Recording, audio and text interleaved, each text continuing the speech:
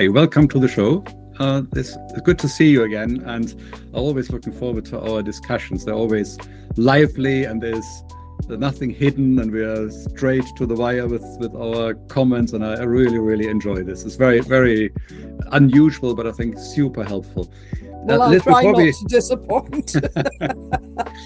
Before we go to the core of our discussion here about what are the pressure points for small businesses, I just looked at your profile on LinkedIn before, and there's so much stuff in there, from becoming a young manager in the early days, then going into journalism, advisory roles, helping people. Obviously, one of the highlights, or maybe you don't see it as a highlight, we do see it as a highlight, you being the Commissioner for Small Businesses. I think that was a big thing, and you were very loud and very well heard. I think they're very good. We totally love that. Really? Yes, you were. And then obviously you moved on, founded Business 111, and we want to hear a little bit about that, what it is, and what made you doing that. And obviously you have a journalist career all along as well.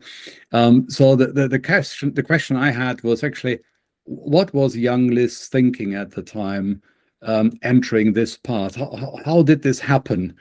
Was it coincidence? Was there a straight line to actually, I want to be in the IOD and want to influence policy, or what was it? Tell us a little bit about it. I think it comes from childhood. I started in a family that was full of entrepreneurs. My grandfather was a house builder. My uncle had a construction company. My parents were farmers. My great aunt ran a corner shop, and we always got to try out the new sweets first before anybody else did.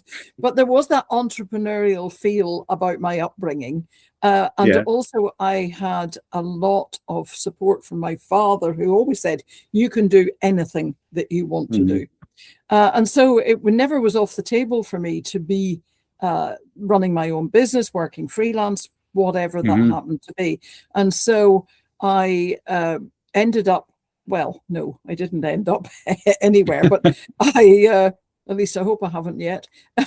But I did quite a lot of work through the advice sector, the third sector, with small businesses once I'd left university. And that really gave me a passion for small businesses, because when you meet them, when you start to understand how their lives work and their businesses work, and the impact on their lives at home of the business and how the business is operating, you really get passionate about it. You get almost as passionate as they are about the businesses that they're operating. But even from the beginning, I understood, that there's the running of the doing of the thing that you really want to do, but there's also the running of the business bit. And sometimes you are able to do both, and sometimes you get into trouble because you're not really running the business as a business. So that fascinated me from the advice point of view. And then from the broadcasting and journalist point of view, it was really about talking to people about where they'd gone right and gone wrong, and how they'd made their businesses a success, what they'd learned from their mistakes and their failures, and writing about that, writing books as well. And that really came together then in the Small Business Commissioner role, which was absolutely fantastic 4-year role, working with government, thinking about policy. What are the policies that might support small and micro businesses? And then here I am with Business 111. The role with government came to an end in June last year, and with my business partner, we set up Business 111 to bring together all the reputable sources of support for micro businesses into one big database with an AI tool that allows you to come in and search for the organizations in your area that will help you with the question you got about your business. So it's quite simple, really. NHS 111, NHS 111 for small businesses. Yeah, no, brilliant. I mean, I can see it becomes a little bit of an addiction if you dive into SMEs. Yeah, I mean, I also come from a small business. Yeah, so from a plumbing company, 3 people, and we were everything. Yeah, we were the plumbers, we were sales and marketing, we were the business people, we were looking after the cash, of course, and everything was in one. And yeah, it's juggling, and you see that the people that are more capable of the width of challenges, to manage the width of challenges, are more successful than others. Yeah, and once you know that, you try to help people, because there's so many good people that struggle, and you start helping them. And I went to the corporate route, but came back to small business, because that's where it draws me to. Yeah, and I've so never been. I can totally see that. I can totally I've see never what you're. been hired by the corporate route. I've always been running my own small business or working freelance. Yeah. And so for me, it's about understanding that you have to wear all the hats. You know, you have to do everything yourself when you're running a small business, until you get to the point where you're successful enough to hire somebody to deal with the finances and the HR and whatever it might be. But otherwise, you're doing it all yourself. And it can get stressful at times, of course. But I think if you haven't had that experience, you don't know what it's like to run a small business. And I think that's where sometimes policymakers miss the point, because they make policy for business rather than making policy that is proportionate to micro businesses, small businesses, big businesses.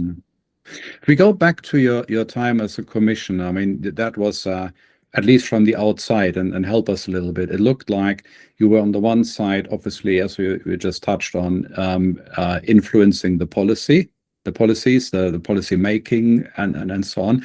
On the other hand, you had also a very operational team that was helping businesses on a day-to-day. So how did this come about, and was it the normal setup, or was it something you came up with? And were there other things that were operationally relevant for small businesses?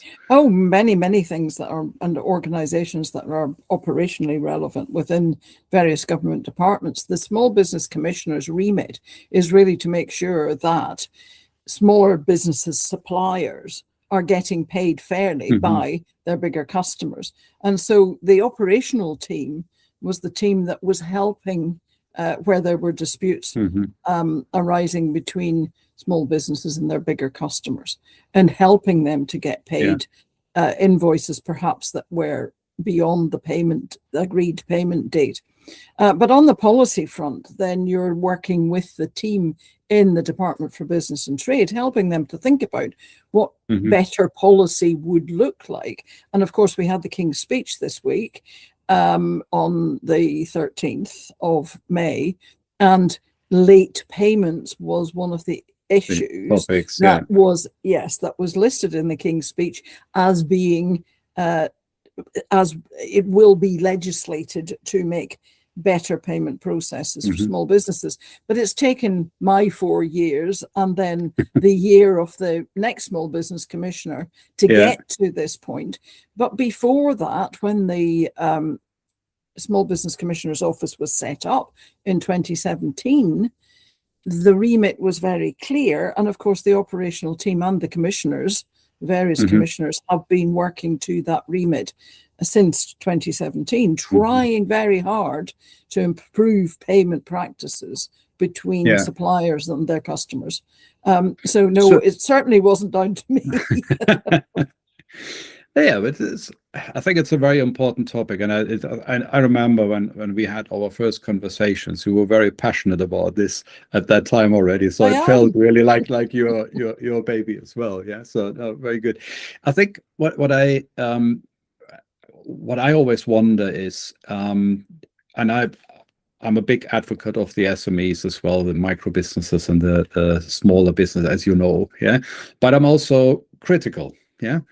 And when I look at the, for example, small versus big companies scenario, then it's also very easy to sit back and say, actually, the big ones are the bad ones, yeah? And somebody should sort this out, create policy, and then it becomes law, and then everything will be fine, yeah? And I don't have to do anything. So is that true, or is it just my perception, or is there... what does the real world look like? Who is culpable for what here? Well, I think there's a big mix right across the spectrum. There are a lot of very, very good big businesses that are trying very, very hard to make sure that they update their processes constantly, and they make sure that their payments are fair to their suppliers, because they realize that if their suppliers go to the wall, they themselves are going to be in a very sticky wicket, because they'll have a problem finding replacements, and it can take time to find a replacement supplier. It can take quite a lot of resources. And if you've built up a really good relationship with the supplier, the last thing you want to do is lose them. So there are a lot of good businesses that understand that. And it's about partnering with your suppliers, customers and suppliers, making a partnership and making sure that the supplier is able to carry on supplying you even through the tough times. And I was taught that quite interestingly by Philip Green, because Philip Green said to me, the main thing you have to do is look after the supply chain. And if one of those links is about to break, then it's up to you as the big end customer to think about what you can do to support them. Otherwise, your whole supply chain can come crashing down around you. But the small suppliers obviously have a responsibility too. If they take on a contract, they have to know that they are going to be able to meet the terms of that contract. I think the bigger problem comes when the smaller supplier feels that the bigger customer has all the power in the game here and is imposing the contractual terms on the supplier. And that's where the relationship gets fractured and fractious. And then you do find that perhaps payments start to be late. But it's not just payments, it's the rest of the partnership that starts to fray. You get disputes and people fall out, and they haven't really thought about the whole thing as a partnership. And if we move a bit more to that, I think we might be more successful in how suppliers and customers could work together. Yeah, we had an interesting case just actually 2 weeks ago with actually the small business big customer relationship scenario.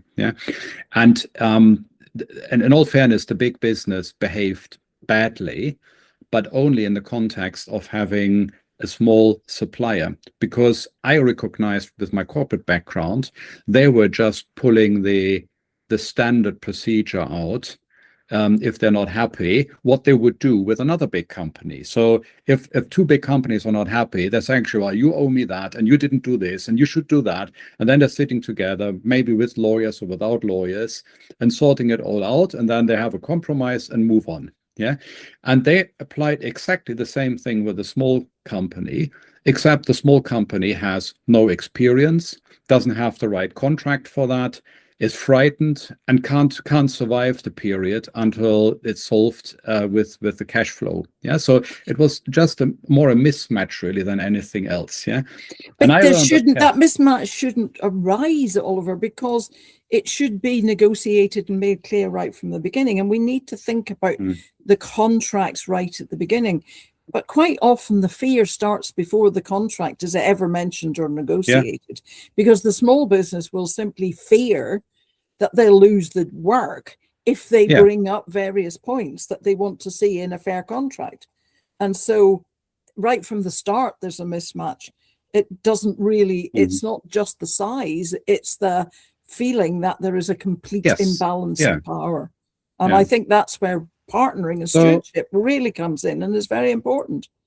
In this particular case, it was a missing dispute resolution process that caused the whole issue.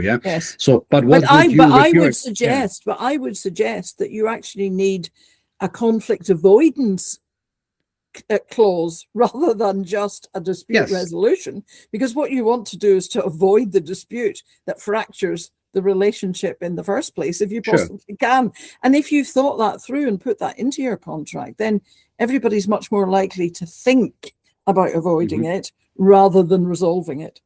I mean, the resolution is there as a threat, so don't go there, because it doesn't help. So talk about actually how we avoid this. But you have to have the threat there, otherwise it's happening. And, yes, you do. But the question from your experience, what would you want small businesses to do or to see or how to act differently to avoid such a situation? Or is it surely totally impossible for them to avoid this, and they have to surrender to the big companies? And is indeed maybe the commissioners and the policymakers' job to protect them? Is that, how do you see that?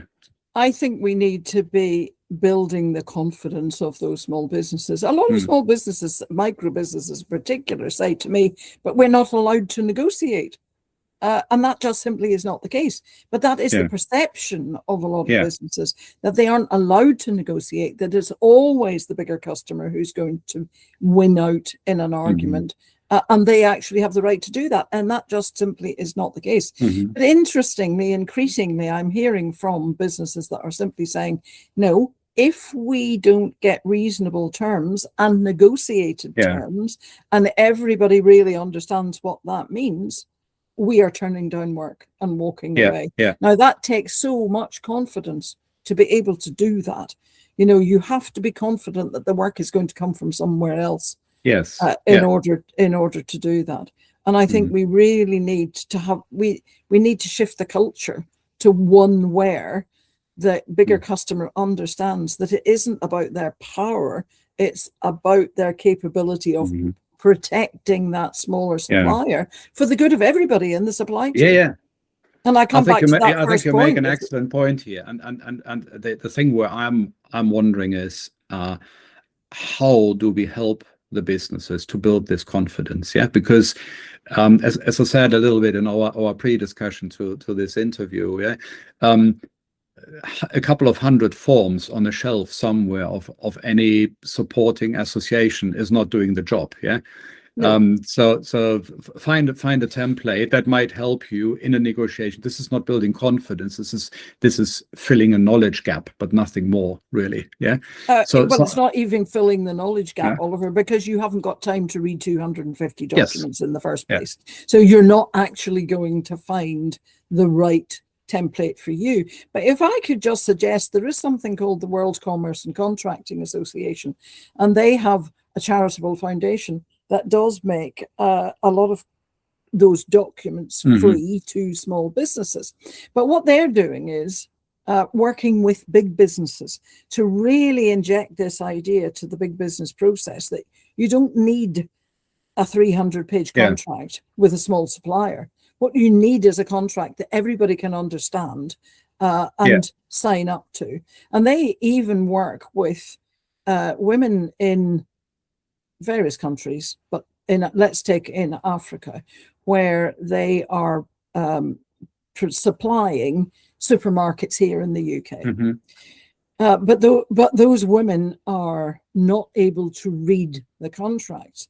And so World Commerce and Contracting has worked with the big companies to make pictorial contracts where the women, although they can't read them, can tell exactly what the contract means. And that relationship has really helped a lot of those women to get into business, to do more business, to educate their children. And the big customer is buying more from them. Now, if we can do that in a country in Africa, we can surely, it's not without the bounds of possibility that we can help companies here. And definitely the association is working really hard to do that. So that's one organization that is helping to give small businesses confidence. But if I look at the numbers, then late payments are increasing. Then I see at the minute. And I can see the insolvencies. So when we started 5 years ago, insolvencies were approximately 25,000 a year, and they have doubled since, and so what I'm trying to say is the environment isn't good for small businesses. So it's tougher. I agree with you. And they're suffering more. And the question is, how could we possibly help? Because I think, for example, if you would come up with another policy that takes another 5 years to get into legislation and it's then coming down, and so it won't help the businesses right now. So we need to think of things actually. What could we do tomorrow to help them? What is it? What needs doing? What needs to be said and shouted where people say, actually, that's a good point. We probably should do this. What is it to make this better? Yeah. We have to work with the bigger businesses. We have to work with the bigger customers and get them to understand the value of their supply chains. But when you came into the business 5 years ago, there were 25,000 insolvencies. When I was first working with small businesses a lot longer ago than that, insolvencies were much, much higher. Yeah. And it's not just late payments that causes insolvencies. Sure but at that time, you were also seeing huge numbers of home repossessions, because a lot of those really small businesses were using their household budget to keep the business afloat in order to try to build the business up again, in order to keep the household afloat, and ended up losing both business and home. And that was a dreadful period. So it depends where you start counting from. Things have drastically improved. And even if you take the late payment situation, and when I say that, I mean overdue invoices. If you take that has improved with technological improvements over the past 15 years. And we know that 15 years ago, on average, it was taking 82 days to get paid. Now it's taking 32 days to get paid. So things have definitely improved, and a lot of it is down to technology.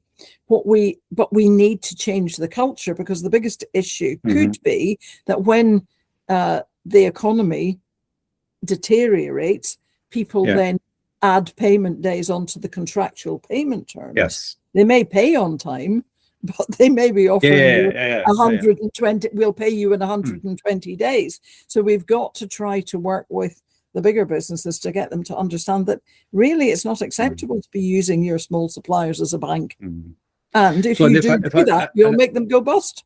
And if I may move you away from the bigger businesses for a moment, a little bit, because we see the same thing happening also, small businesses, small business, and then the justification is, it's not actually, well, I can do what I want because I'm bigger than you. The justification is, well, I need to wait until you get paid before I can pay you. And then the question is, well, hang on a moment, we have a contract. But the contract is irrelevant because I'm stuck myself. So there's and what are you going to do? Take me to court? Because you know that if a small business takes court action, for instance, it could take a year before that case ever gets to court, by which time either one of those businesses has probably gone bust. And that is a really, really difficult one that is not being solved, because any intervention is likely to cause one or other of those small businesses to go to the wall, and nobody wants to do that. And everything, mediation, etc., is all very, very expensive. Or if I may chip this in, just to quote yourself now from earlier on, maybe it's not about the resolution of this problem. Maybe it's about the prevention of this problem. So what needs doing that they're not getting into such a situation? So obviously somebody has swallowed more than they could chew. Otherwise this wouldn't happen. Or hasn't done the homework. But they might be breaking the law, because they could be wrongfully trading. They may very well have contracted with somebody when they knew they couldn't pay them. And that is not legally acceptable. But people don't know that. And obviously, if you're trying to keep your business afloat, you're going to take as many measures as you need to take in order to still be here when things improve. So yes, it's a very intractable situation, and the small to small business situation has always been a huge part of the problem. How do you get small businesses that are not really engaging with support systems to know? Well, the first question is, are there true support systems around? I mean, you mentioned this one organization, the World, what do you say, World Commerce and Contracting. So that is, but they can't boil the ocean neither, probably. They can't. And nobody can. So the question is, what does Liz Barclay want to see happening that things are getting really some traction on these topics? Yeah. What is it, if you could have a wish list and say, actually, here are my things, but if I could have it my way, that's what I want to happen. Yeah. So wait, I have always one myself, just to spark your thoughts. Yeah. I'll give you a moment to think about it. Yeah. I would love to see,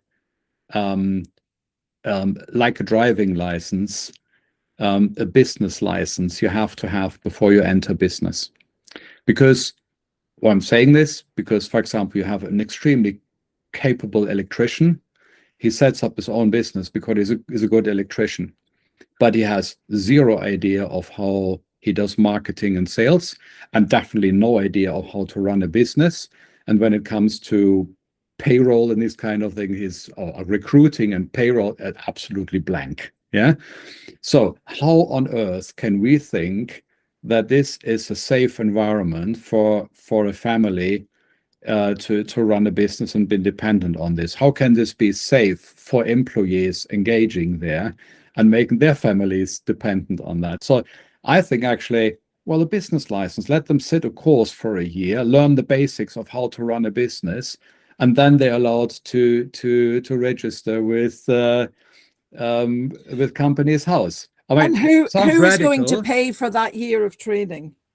Because those people a lot of people coming into business at the moment are coming in because they've been made redundant. They have no jobs. They cannot find work. On average, about 15% of people who are self-employed are reluctant self-employed. The figure this year, according to Math United Leapers, has really gone up to around about 50%. Now, if you have that 50% of people who are reluctant self-employed, they're going self-employed because they can't find work that suits them. Who is going to pay for that year of training? That is simply not going to happen. The other thing, are we not paying for it anyway? Because we pay with cost of failure. Yes. Yeah. So but that's not the answer to the who is going to pay for it. Because if you're saying government and the economy and the treasury is paying for it anyway, it's going to take a long, long time to convince government and treasury that it is worth paying for the training. That's not going to happen. So here's an idea. So, hang on a minute. Just let me finish your point about registration. I'm interviewing you. Sorry, you're right. A lot of there has been a lot of conversation over the years about registering. Everybody having to register. Now, the only place everybody has to eventually register is HMRC. And I suppose what I would love to see is the maternity pack, as we call it, that is given out to everybody, that gives them the areas of support for the organization, for the sectors that they're going to be working in the first place. That would really help them to get hold of. But what you got to, as well as I do, that when somebody starts up a small business, the last thing they've actually got time to do, they think, yes, I will do all of that.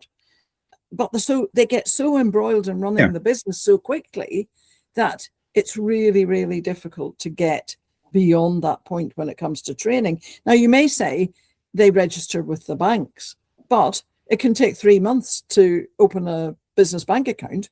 Yeah. And if you could open a business bank account much more quickly and get your maternity bank package through the banks, or you could register with Companies House because you've decided to register as a limited company and get your maternity pack. There are lots of ways that we could get that information to people, but we have to go to where they are rather than they're not going to come to us. No. Sorry, I interrupted your brilliant idea. No, Come on, we need brilliant ideas because we've been struggling with this for a very, very long time. I mean, what I'm doing is obviously it's not me having the bright idea here. I'm copying something I'm seeing in Germany happening. Yeah. So if you're an electrician, if you're a plumber, if you're a bricklayer, and you want to start your own company, then you're only allowed to do this if you have done a certain course, and these are evening courses or a day a week or something like that over a year or 2 years time, where you learn all the different things, the different aspects that are relevant to be a good electrician. So with the technical training, but there's also the business training, there is employee management. And only when you pass the test, then you're allowed to set up your own businesses. You can do little things. You can be a fixer, yeah, but you can't run a proper business, yeah. And there is some merit in it, I think, to do that. Does that come? Does that not come through the chambers in Germany? Is that coming through the chambers? I think it comes through the chambers of commerce. This could well be. To be honest, I don't want to talk anything I'm No. not 100% sure about, but there is definitely an association for that is doing. Yes, and it is a very, very good idea that has been discussed here too. And there are lots of night classes, and there are lots of further education colleges that do all sorts of. And I've just been talking to the chartered CABS, the Chartered Association of Business Schools. And of course, the business schools are available to help micro businesses and so on that want to set up. The problem for an awful lot of people is they don't know where to look for that help. And that's why I thought about Business 111 in order to say to people, there is a one gateway here, and we will get you to as many of those sources of help as we can. There's another problem, though, that we're really strapped for cash in the business support sector at the moment. And a lot of the enterprise agencies, for instance, don't know where their funding is going to come from next.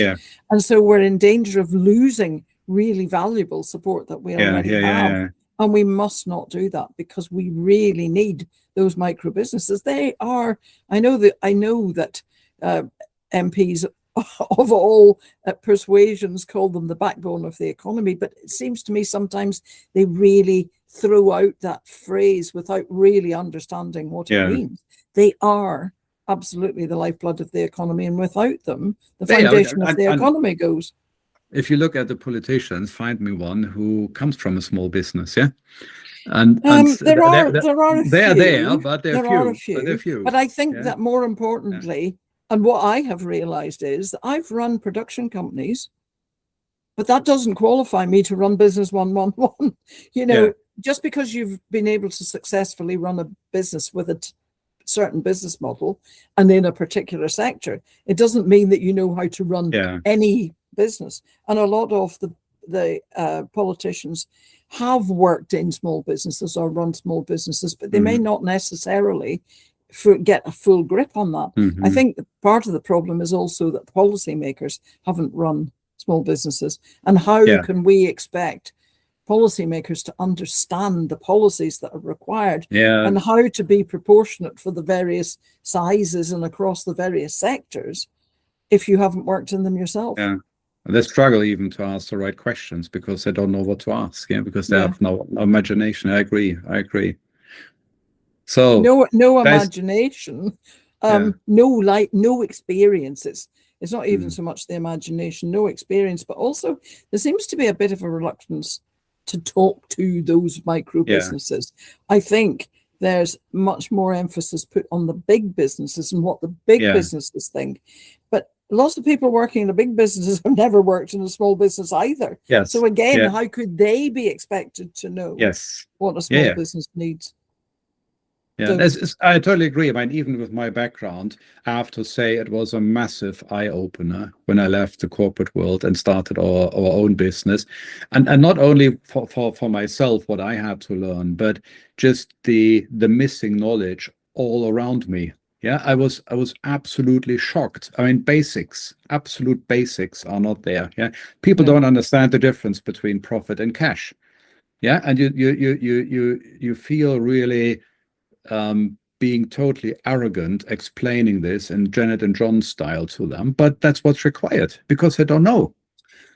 But that's where the enterprise agencies come in, for instance. So local authorities have been really good at supplying business support, and they've contracted with enterprise agencies, and there's a lot of hand-holding goes on at that level, and that's what people really want. They want somebody to talk to. tell me how to do this, explain it to me, rather than just give me a sheet of paper that is frankly flat. I'm not going to take it in probably. And so, you're wasting my time. Also, give me 200 pages of it and nothing goes in. We always been there. Yeah. If you give me a book about how to learn Spanish, it might be all correct, and maybe if I would have the time to really digest it page by page, maybe eventually I will speak Spanish, but the likelihood that I fail after page 5 is very high. So yes, I was like that with my accountancy exams. Well, no, not the exams. I never got to the exams. My accountancy course. Yeah, let's not talk about this. No, I'm not an accountant either. I'm not an accountant either, but I have a very good one at home, so I'm safe. So if you look at this, so we say obviously just supplying material is not the answer. It's nice, but it's not the answer. Then obviously the policy part we talked about is an important part, but it's more the long-term strategy, I guess, if I understand you correctly. And then we talked about the big topics like the late payment issue. We talked about the training issue in there, and then you moved on to something I found very interesting, because that's what I feel also is totally right.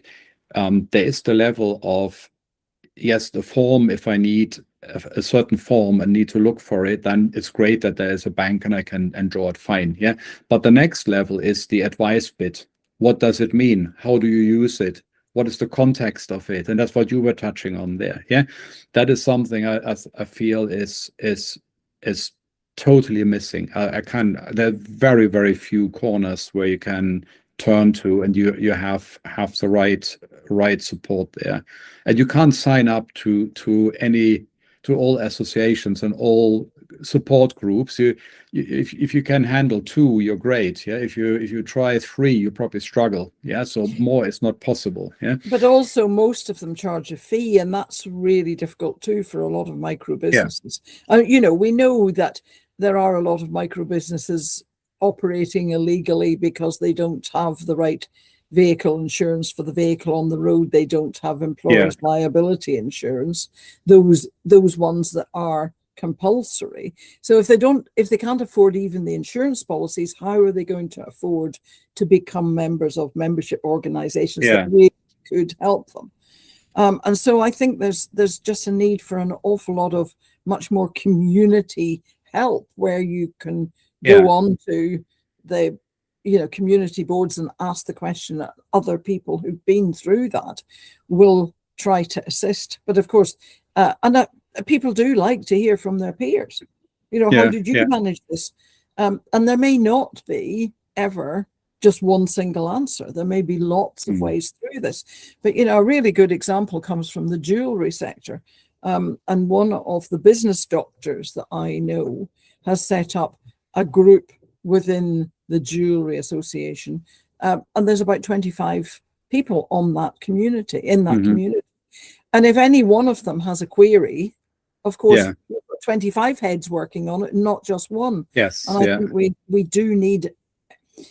I just feel that we're going into a period when support will not be funded in the way that it has been in the past, and that's really worrying. So to a certain extent, we're going to have to create a lot of that support ourselves. That's what I'm trying to do, and other organizations are trying to do too.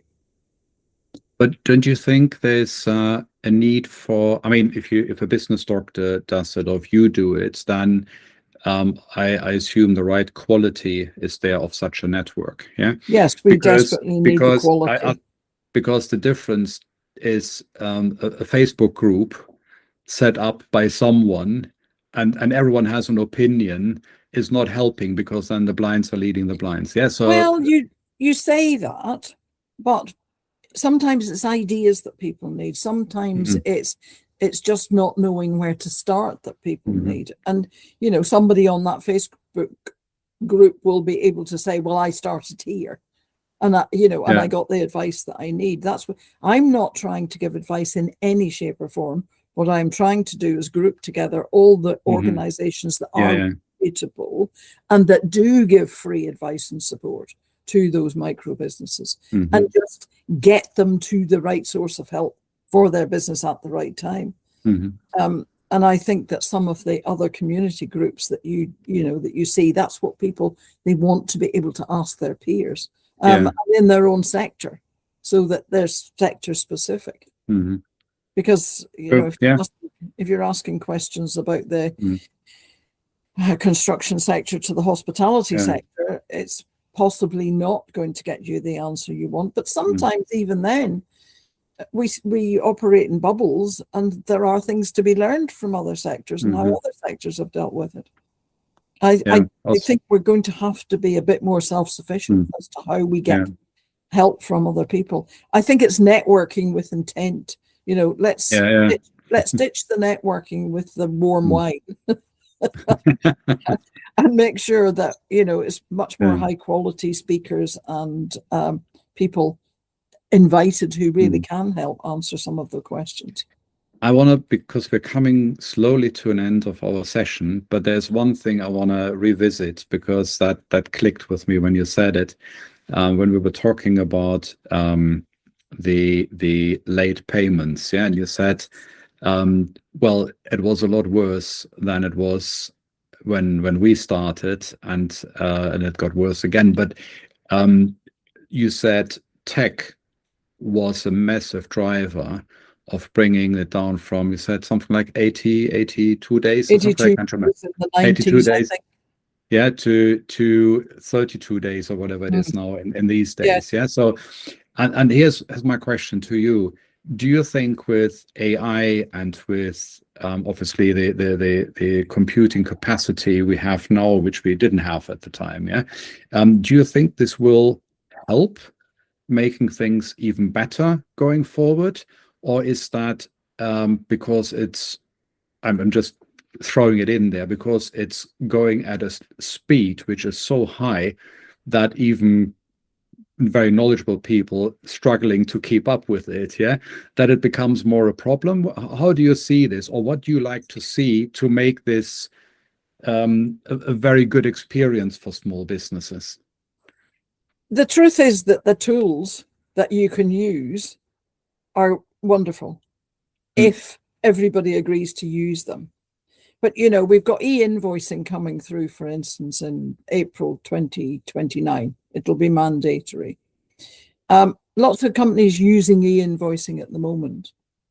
And some big companies have said, we've put it all in place. We've onboarded our small suppliers, but we still have 10% of our small suppliers that refuse to use it. And it could get them paid much more quickly. And we've tried to let them know that they will get paid more quickly, but they still want to send me a paper invoice. And on the other hand, we've got lots of bigger businesses that have put in systems, but they're still contracting for 120 days payment terms. So it's still a cultural thing. The tools will only help if the will is there. Yeah. And we can mandate e-invoicing. Yes, we can mandate that. And that should speed up things, but there will always be companies that don't play the game. Yeah. So behind a mandate, you need enforcement. Yeah, and there's a big, it's a very good point. We have in our industry something similar with the accountants and bookkeepers we're working with. Yeah, so we have about 10% which are the techies. Yeah, they're leading the pack. They know exactly what needs doing. They experience new tools.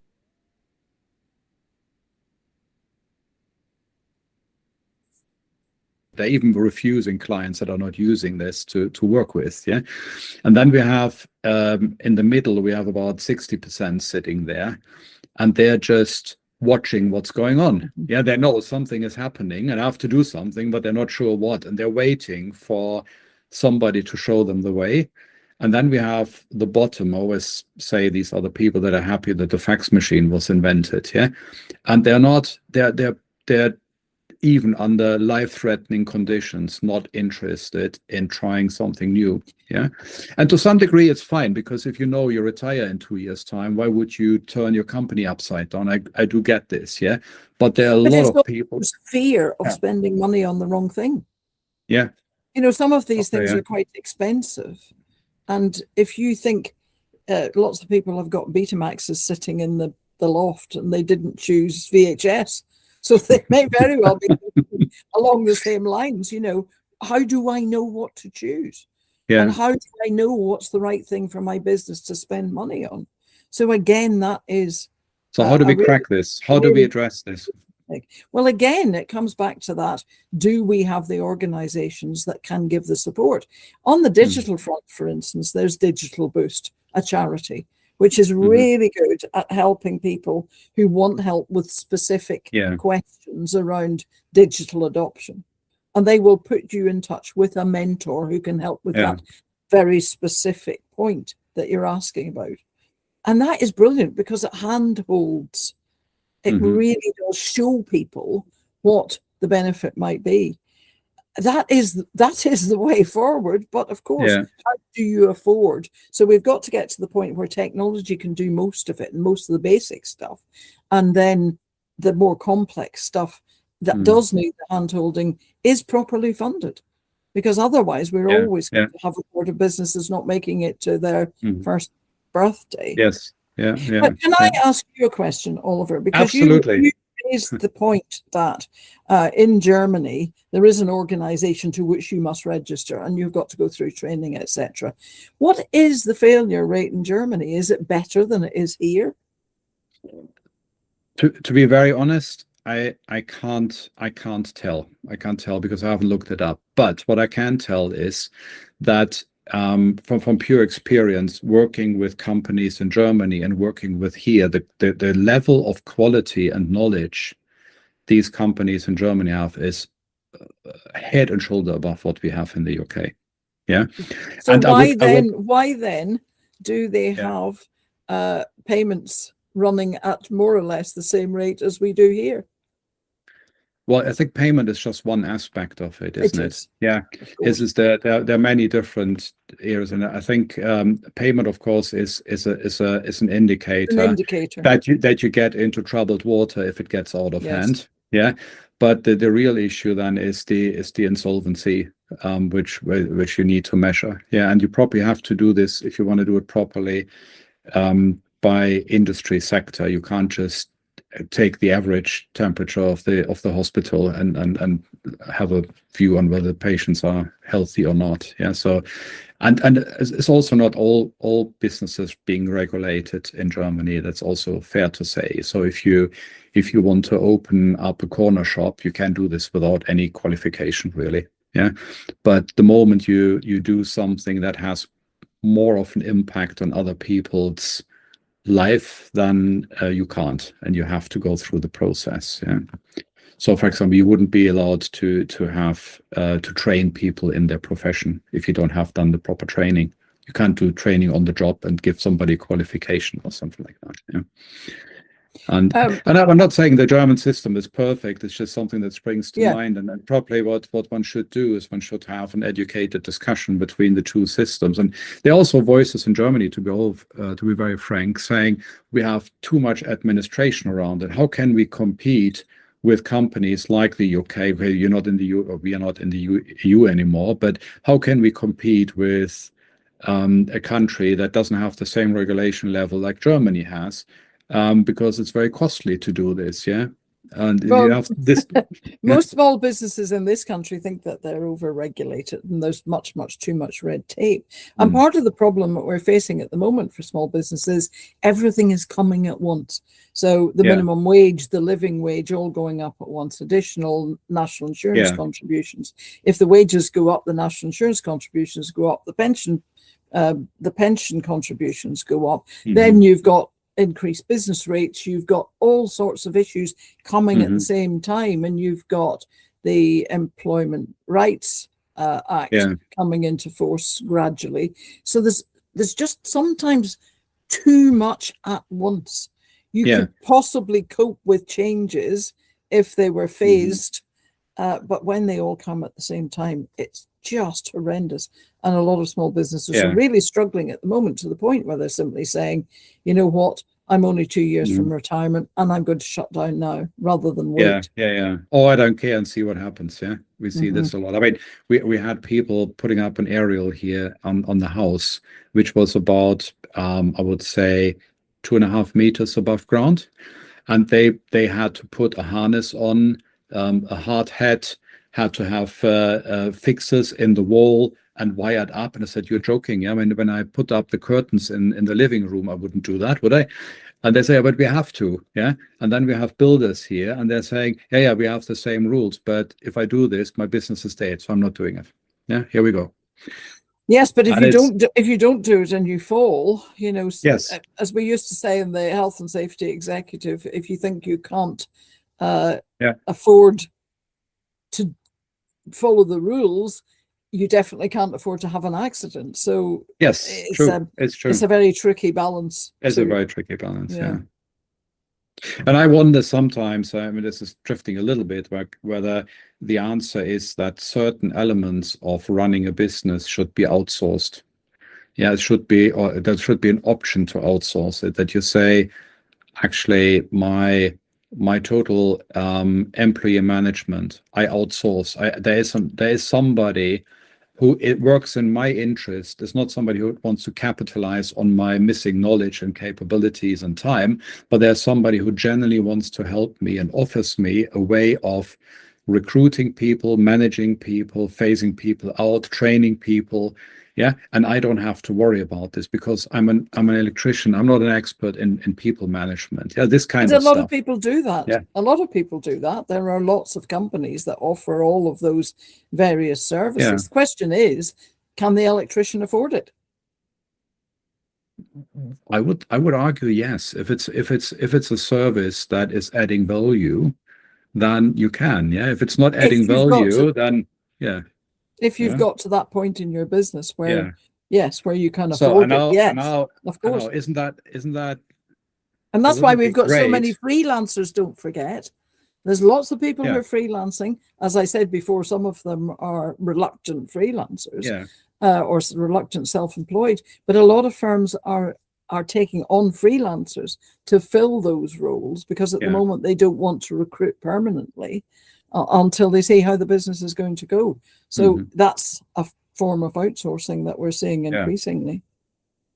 So another question is, wouldn't it be great if there would be, let's blame the FSB this time, not always the chambers, yeah. If they would offer a shop where you can say, actually, we have here outsourcing blocks you can buy, provided by companies, not provided by the FSB directly, yeah.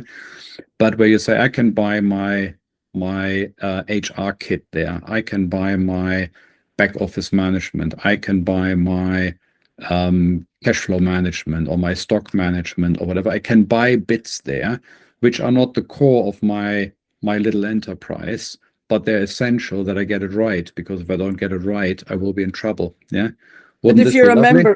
if you're a member of a trade association, many do that. But again, it's down to Hmm. whether you can afford to be a member of the trade association or whether Yeah. you want to buy the insurance policy that you should buy instead. So So yes, here comes my here there's comes my lots of last help and question then. support if we can afford It's it. it's Christmas soon, Liz. So you Really. can put your list out. You can Oh, put your please list out and go. tell me, here are my three things I want to happen for next week when it's Christmas Eve. Father Christmas is delivering that, and then we live in a better world. What are these three things that help the SMEs truly?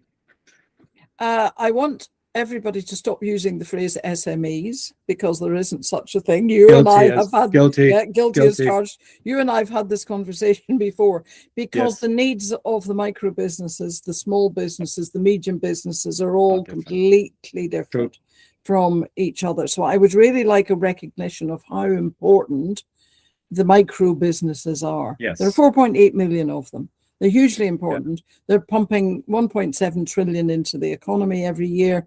And yet there just seems to be a mindset that says they're not terribly important. They're just lifestyle Yeah. businesses. Let's not worry about. And that is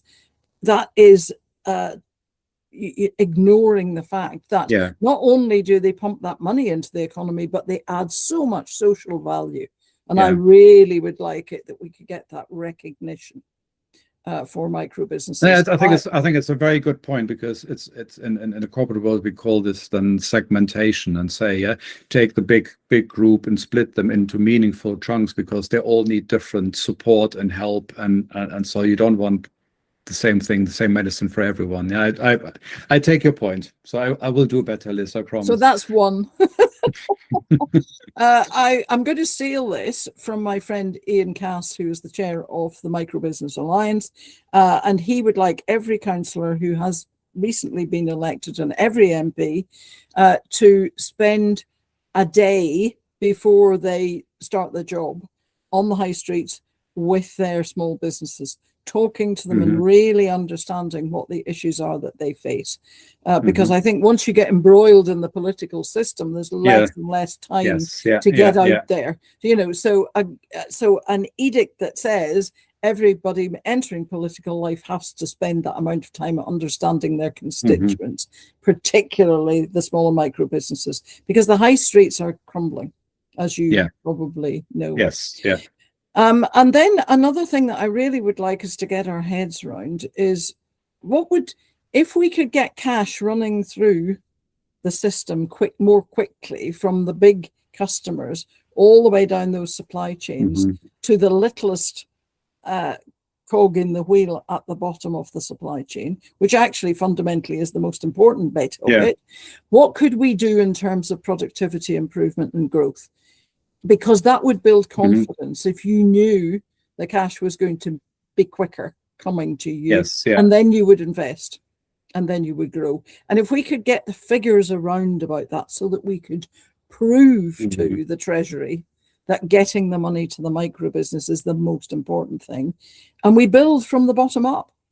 It's a trickle-up economy, not a trickle-down economy, because those small businesses have to spend it. The big businesses can put it in the bank.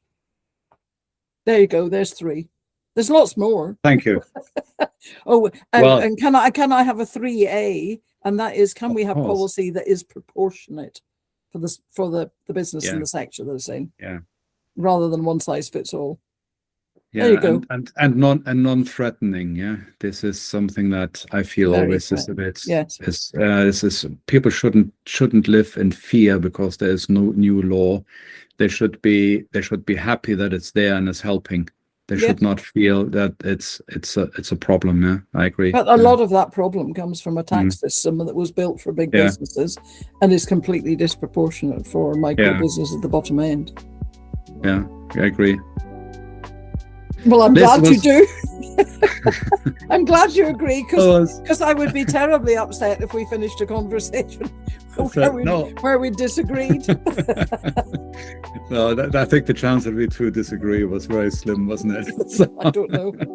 I think the real issue between us is that we never have enough time to touch on everything we want to discuss. We'd be here forever, I think, if that were the case. Well, it's fantastic talking to you, Liz, and thank you very much for your time.